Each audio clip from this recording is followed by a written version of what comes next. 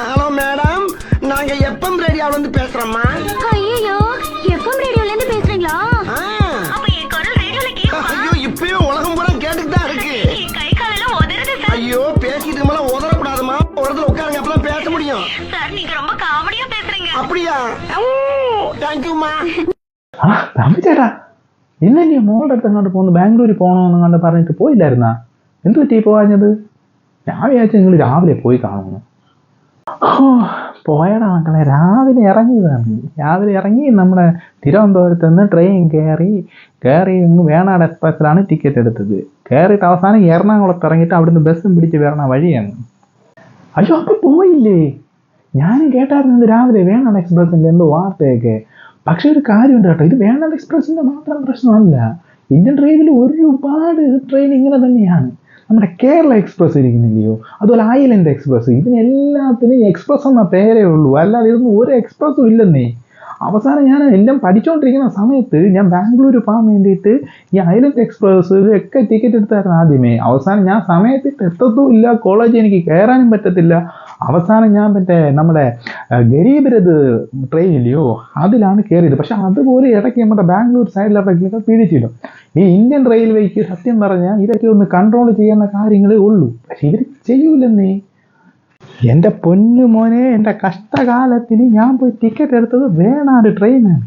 ഞാൻ റെയിൽവേ സ്റ്റേഷനിൽ ട്രെയിനകത്ത് കയറാനാകുമ്പോൾ അതിനകത്ത് ഒരു ഇഞ്ച് സ്ഥലമില്ല. എന്നാൽ പിന്നെ ഇടിച്ചു കുത്തി അതിനകത്ത് കയറി എൻ്റെ കോല ഇങ്ങനെ ആയി കുറച്ചങ്ങോട്ട് ചെന്നപ്പോൾ അതവിടെ പിടിച്ചിട്ട് കുറച്ച് നേരം കഴിഞ്ഞ് കുറച്ച് മുമ്പോട്ട് വന്നപ്പോൾ അത് വീണ്ടും പിടിച്ചിട്ട് അവസാനം ഇതെല്ലാം കൂടെ കണ്ട് തെള്ളം തിരക്കും കൊണ്ട് ഒരു വെണ്ടുമ്പോൾ താണ്ട കുഴഞ്ഞ് ഇങ്ങനെ ഇറക്കുന്നത്. ഇങ്ങനെ പോയി 4-5 തവണ പിടിച്ചിട്ടപ്പോഴാണ് നമ്മൾ കാര്യങ്ങൾ അന്വേഷിക്കാൻ തുടങ്ങിയത്. ഒന്നാമത് തള്ളും തിരക്കും അന്വേഷിച്ചപ്പോൾ വന്ദേ ഭാരത് എന്തോ ട്രാക്കിൽ കിടക്കുന്നത് വരുന്നത് പോകണമെന്നൊക്കെ പറഞ്ഞു. അതിനുശേഷം അങ്ങോട്ട് പോകുന്നവർ 100 പിടിച്ചെടുത്താൽ കാര്യങ്ങളാണ് നടന്നത്. അവസാനം എൻ്റെ ജീവനും ഉയരം കൊണ്ട് ഞാനാണെങ്കിൽ എറണാകുളത്തങ്ങ് ഇറങ്ങി. എനിക്ക് മതിയായി ട്രാവൽ. എന്നിട്ട് ഞാൻ എൻ്റെ മോളെ വിളിച്ച് പറഞ്ഞു ഞാൻ വരുന്നില്ല എന്ന് പറഞ്ഞിട്ട്. എന്ത് ചെയ്യാനെന്ന് പറഞ്ഞാൽ വന്ദേ ഭാരത് വരുന്നതിന് നല്ല സന്തോഷം, നല്ല തീ പെരിച്ച പോലെ കടന്ന് ഓടണ വണ്ടി. കേന്ദ്ര സർക്കാർ കേരളത്തിന് 3-4 തരുകയും ചെയ്ത്. എന്നാൽ ഇവന്മാർ ഇതിനൊക്കെ സമയത്ത് ഓടിക്കാനുള്ള കാര്യങ്ങൾ നോക്കണ്ടേ? അതിന് മറ്റുള്ള ട്രെയിനുകളെ പിടിച്ചിട്ടുണ്ട് വല്ല കാര്യമുണ്ട്? അങ്ങനെ ഈ ട്രാക്കൊക്കെ വലുതാക്കി ഈ ഹൈ സ്പീഡ് ട്രെയിന് മറ്റേത് എന്നൊക്കെ പറഞ്ഞ് ഇവന്മാർ ഇതെല്ലാം ചെയ്യുന്നുണ്ടല്ലേ. ഇതൊക്കെ ചെയ്ത് ഇതിനൊക്കെ കൃത്യമായിട്ടുള്ള സമയക്രമീകരണം നടത്തണം കേട്ടോ. അതുപോലെ തന്നെ പ്രധാനപ്പെട്ട ഒരു കാര്യമുണ്ട്. നമ്മുടെ ട്രെയിനകത്ത് നിങ്ങൾ കണ്ടിട്ടുണ്ടോ, റിസർവേഷൻ എന്ന് പറഞ്ഞിട്ട് ഒരു കമ്പാർട്ട്മെൻറ്റ്. ഇപ്പോൾ AC 3 ടയർ 2 ടയർ പോയെന്നൊക്കെ ഒരുപാട് കമ്പാർട്ട്മെൻറ്റ്. പക്ഷേ ഇതിലൊക്കെ എക്സ്ട്രാ ആൾ കയറുന്നേ.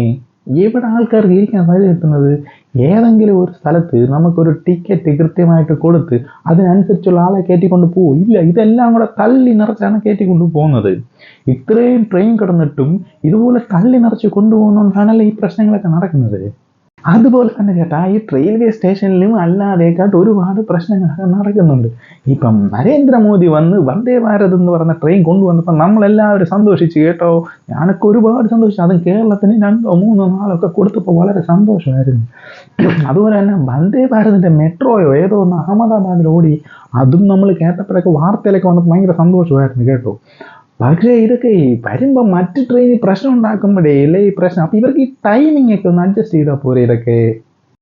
എൻ്റെ പൊന്നു മോനെ, ഇന്ത്യൻ റെയിൽവേ ആണ്, റെയിൽവേ ട്രാക്കെല്ലാം നവീകരിക്കുന്നത്. അതാണ്ട് ഇപ്പം തൃശ്ശൂരോ അല്ലെങ്കിൽ അതാണ്ട് തിരുവനന്തപുരത്ത് നമ്മുടെ ഈ നോർത്തും വെസ്റ്റൊക്കെ ആവുന്നുണ്ടല്ലോ. അങ്ങനെ ഇഷ്ടംപോലെ നവീകരണങ്ങൾ റെയിൽവേ സ്റ്റേഷനിൽ നടക്കുന്നു. ഒരു കാര്യമില്ലെന്നേ ഇതിനൊക്കെ. കാര്യം ഇതെല്ലാം നവീകരിച്ചിട്ട് അവസാനം പോകാനുള്ള ട്രെയിനകത്ത് ഇതാണ് അവസ്ഥയെങ്കിൽ എങ്ങനെ ആൾക്കാർ പോവും? നീ ഒന്ന് ആലോചിച്ച് നോക്കി. ഇതിൻ്റെയൊക്കെ വല്ല കാര്യമുണ്ടോ? എങ്ങനെ ആൾക്കാർ ഇതിനകത്തൊക്കെ യാത്ര ചെയ്യും? ഇതുപോലെ എൻ്റെ കോലം കണ്ടില്ല, ഇതുപോലെ ആയിരിക്കുമല്ലോ അവിടെ എല്ലാവരും കിടന്ന് കിടക്കുന്നത്. അതുപോലെ ആ ട്രെയിനകത്ത് എത്ര പേര് കാണും? നേരെ സമയത്ത് ഓഫീസിൽ പോകേണ്ടുന്നവർ, അതുപോലെ നേരെ സ്കൂളിൽ പോകേണ്ടുന്നവർ, അതുപോലെ വയസ്സായവർ, കുഞ്ഞുങ്ങൾ, പെണ്ണുങ്ങൾ, എല്ലാവരും ഒരുപാട് പേരില്ലേ ട്രെയിനകത്ത്. ഇതൊക്കെ എങ്ങനെ ഇവർ കാണിക്കുന്നത്? ഈ കാണിക്കുന്നതെല്ലാം പോകരുത്തരോ തന്നെ ചേട്ടാ. ഇപ്പോൾ നോക്കിയോ, നമുക്കിപ്പോൾ ഒരു പ്രൈവറ്റ് സംഭവം അല്ലെങ്കിൽ എന്തെങ്കിലും ഒരു കൃത്യമായിട്ടുള്ള ടിക്കറ്റ് ഉണ്ടാവും. ഇരിക്കാനുള്ള ടിക്കറ്റ് ഇത്ര പേർക്ക് പോകാൻ പറ്റും, ഇത്ര പേരെ പോകാം. അതിൽ കൂടുതൽ ആൾക്കാർ കയറുമ്പോൾ അതിനകത്ത് ഓട്ടോമാറ്റിക്കലി അതിനകത്ത് ഒരുപാട് പ്രശ്നങ്ങളൊക്കെ വരും കേട്ടോ. ഇപ്പം തന്നെ ജനറൽ കമ്പാർട്ട്മെൻ്റ് എന്നൊരു കമ്പാർട്ട്മെൻറ്റ്, അതിനകത്ത് ബാത്റൂമിലും ഈ പറഞ്ഞ ഈ ഫ്രണ്ടിൽ ഈ ആ സ്റ്റെപ്പിൻ്റെ അവിടെയൊക്കെ ഇരുന്നില്ലേ ആൾക്കാർ പോകുന്നത്. എന്തൊക്കെ അപകടങ്ങളാണ് നടക്കുന്നത്. അതുപോലെ ഈ നോർത്ത് ഇന്ത്യയിലൊക്കെ പോയാൽ ട്രെയിനിൻ്റെ മേളിലിരുന്ന് അവിടെ ഇവിടെയൊക്കെ ഇരുന്ന് പോകുന്ന നമ്മൾ കാണുന്നില്ലേ വീഡിയോ ഒക്കെ. ഇതെല്ലാത്തിനും ഒരു മാറ്റം വരുത്തണം. അപ്പം ട്രെയിനിൻ്റെ എണ്ണം കൂടുമ്പോൾ എല്ലാവരും മാറ്റം വരുമെന്നാണ് പ്രതീക്ഷിക്കുന്നത്. പക്ഷെ പ്രശ്നം എന്താണ്? അതിനനുസരിച്ചുള്ള ട്രാക്കില്ല കേരളത്തിൽ. കേരളത്തിലാണെന്നല്ല, ഇന്ത്യയിൽ എവിടെയും അങ്ങനെ ട്രാക്കില്ല. ഇപ്പം ഇത് പണി നടന്നുകൊണ്ടിരിക്കുന്നതെന്നൊക്കെ പറയുന്നുണ്ട് കേട്ടോ. എന്നെങ്കിലുമൊക്കെ നന്നാവുമായിരിക്കും. അത് തന്നെ മോനെ, നീ ആലോചിച്ച് നോക്ക്. നമ്മളിപ്പോൾ റിസർവേഷൻ ടിക്കറ്റ് എടുത്ത് എനിക്ക് കൺഫേം ടിക്കറ്റ്, പക്ഷേ ഈ പറഞ്ഞ പോലെ അതിനകത്ത് എത്ര പേര് റിസർവേഷൻ ടിക്കറ്റ് എടുത്ത് കാണും? പക്ഷെ ആ ട്രെയിനകത്ത് കയറിയതിന് ടിക്കറ്റ് എടുത്തതിനേക്കാളും 4 ഇരട്ടി കൂടുതൽ ആൾക്കാർ. എങ്ങനെ ഇതൊക്കെ ട്രാവൽ ചെയ്യും ഇതിനകത്ത്? ഇത് ഏതെങ്കിലും പ്രൈവറ്റ് കമ്പനിയിൽ നടക്കുമോ? ഇപ്പോൾ ഫ്ലൈറ്റിനകത്ത് തന്നെ അതിനകത്ത് കൃത്യമായിട്ടുള്ള ടിക്കറ്റ് എടുത്ത ആൾക്കാരല്ലേ കയറ്റുള്ളൂ. വേറെ ആരെങ്കിലും കയറാൻ പറ്റുമോ? പക്ഷെ ഇന്ത്യയിലും കേരളത്തിലും ഒക്കെ ആയിട്ട് ഇത് എന്താണ് നടക്കുന്നത്? എന്താണ് റെയിൽവേസിന് മാത്രം ഇങ്ങനെ പ്രശ്നം നടക്കുന്നത്? അതല്ലേ പ്രശ്നം. അവർ കൃത്യമായിട്ടുള്ള റൂൾ ഇറക്കണമെന്നേ. ഇത്ര പേര് ടിക്കറ്റ് എടുത്താൽ ഇത്ര പേർക്ക് പോകാൻ പറ്റുള്ളൂ.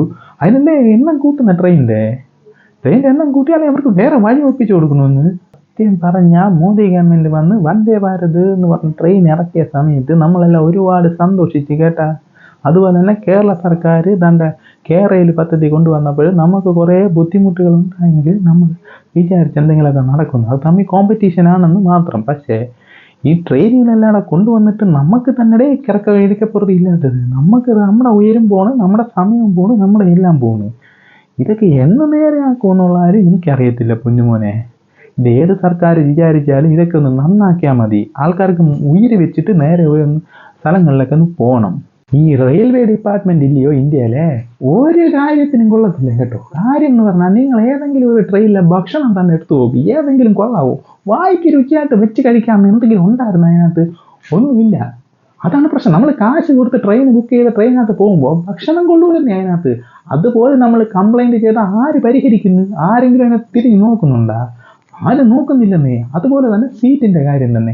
നമ്മൾ റിസർവേഷൻ ചെയ്തൊരു ടിക്കറ്റ് എടുത്തൊരു സീറ്റിൽ ഇരിക്കാൻ വരുമ്പോൾ അതിനകത്ത് 100 പേര് വന്നിരിക്കും. എന്നിട്ട് പറയും രാത്രി കിടക്കാൻ നേരത്ത് മാറിത്തരാമെന്ന് പറഞ്ഞിട്ട്. ഇതൊക്കെ എന്ത് നടക്കുന്ന കാര്യങ്ങൾ? ഇത് എവിടെയെങ്കിലും വേറെ നടക്കുമോ? ഇന്ത്യയിൽ ഇപ്പം 100-110 ട്രെയിൻ കൊണ്ടുവന്നിട്ട് ഒരു കാര്യമില്ല. ഇങ്ങനെയുള്ള കാര്യങ്ങളൊക്കെ ക്ലിയർ ആക്കണം. ആദ്യം നമ്മൾ പാസഞ്ചറിന് ബഹുമാനം കൊടുക്കണം. ഈ പോകുന്ന ടിക്കറ്റ് എടുത്ത് പോകുന്നവർക്ക് ഒരു ബഹുമാനം കൊടുത്തിട്ട് അതനുസരിച്ച് പെരുമാറാനായിട്ട് ഈ റെയിൽവേ ഡിപ്പാർട്ട്മെൻറ്റ് ശ്രമിക്കണം. കാര്യം നമ്മുടെ കാശ് കൊണ്ടാണല്ലോ ഇവരൊക്കെ ശമ്പളം മേടിക്കുന്നത്. അപ്പോൾ അതിൻ്റെ ഒരു ബഹുമാനം അവർ ഈ നമ്മളോട് കാണിക്കണമല്ല.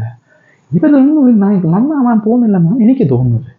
പിന്നെ ഈ ഇന്ത്യ മഹാരാജ്യത്ത് എന്ത് നടക്കുമെന്നുള്ള കാര്യം എല്ലാവർക്കും അറിയാം. എന്തെങ്കിലും മാറ്റങ്ങൾ വരുത്താൻ ശ്രമിക്കുന്നുണ്ട്. പക്ഷെ ശ്രമം മാത്രം പോരാ. ഗവൺമെൻറ് മാത്രം വിചാരിച്ചാൽ ഇത് നടക്കൂല. ഇതിനകത്തുള്ള റെയിൽവേയിലെ ജീവനക്കാർ ഇതിനകത്ത് കുറേ വിചാരിക്കണം.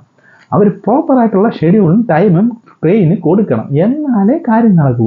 ഇപ്പം തമ്പിച്ചേട്ടൻ ഒരു കാര്യം ചെയ്യും, വല്ല ഫ്ലൈറ്റും പിടിച്ചു പോകും, അതേ കാര്യം നടക്കുകയുള്ളൂ. ഇപ്പോൾ ഫ്ലൈറ്റിനും തീവെട്ടി കൊള്ളയാണെങ്കിൽ പോലും ഒരു സമയത്ത് കൃത്യമായിട്ട് നമ്മുടെ സീറ്റ് നമുക്ക് തന്നെ കിട്ടുകയും ചെയ്യും. തള്ളും തിരക്കും ഇല്ലാതെ കൃത്യസ്ഥലത്ത് പോവുകയും ചെയ്യാം. തന്നെ മോനെ, ഇപ്പം കുറച്ച് പൈസ കൂടുതലാണെങ്കിൽ എൻ്റെ മോള് പറഞ്ഞു, എനിക്ക് ഫ്ലൈറ്റ് ടിക്കറ്റ് എടുത്ത് തരാം, ഞാൻ അങ്ങ് ബാംഗ്ലൂർ ഡയറക്റ്റ് ചെന്നാൽ മതി ഇന്ന് ഫ്ലൈറ്റിനകത്ത്. പക്ഷെ മോൻ ഒരു കാര്യം ആലോചിക്കണം. നമ്മളെപ്പോലുള്ള സാധാരണക്കാർ ഇങ്ങനെ ഫ്ലൈറ്റ് മാത്രം നോക്കി നിൽക്കാൻ പറ്റുമോ? നമ്മൾ എത്രയോരം രൂപയാണ് കൊണ്ട് കളയുന്നത് ഫ്ലൈറ്റിനകത്ത്, അല്ലയോ? ഇതിനൊക്കെ ഒരു പരിഹാരം കാണണമെങ്കിൽ ഇന്ത്യൻ റെയിൽവേ തന്നെ തീരുമാനിക്കണം. അവർ കൃത്യമായിട്ടുള്ള ഷെഡ്യൂളും ചാർട്ടും കൃത്യമായിട്ടുള്ള ടൈമിങ്ങും കൊടുക്കണം. ഈ പിടിച്ചിടേണ്ട ട്രെയിനും പിടിച്ചിടാണ്ടാത്ത ട്രെയിനൊക്കെ അവർ കൃത്യമായിട്ട് നോക്കണം. എന്തിനാണോ ഈ പിടിച്ചിടുന്ന ട്രെയിൻ അത് ആദ്യം അവരൊന്ന് ശരിയാക്കണം. എനിക്കിതേ പറയാനുള്ളൂ.